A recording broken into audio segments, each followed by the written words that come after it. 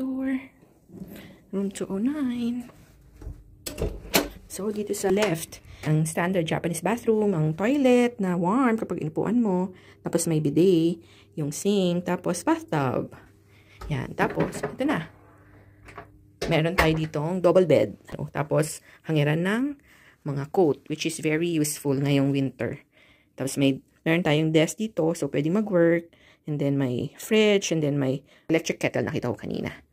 Yan. Tapos, meron tayong view dito na, yan, street.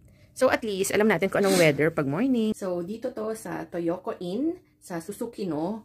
Dito ako magbe-base for 4 nights para malapit sa Odori Park. And then, centrally located din siya. Merong bus station dyan. Few meters away lang. Bus papuntang airport. So, para hindi na mahirap maghila-hila ng luggage, lalo na mas no.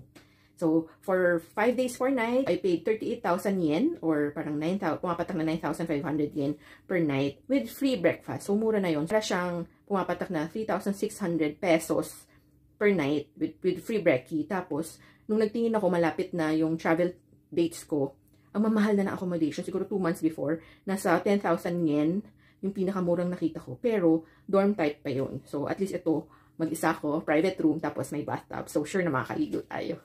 So, yun lang. Bye!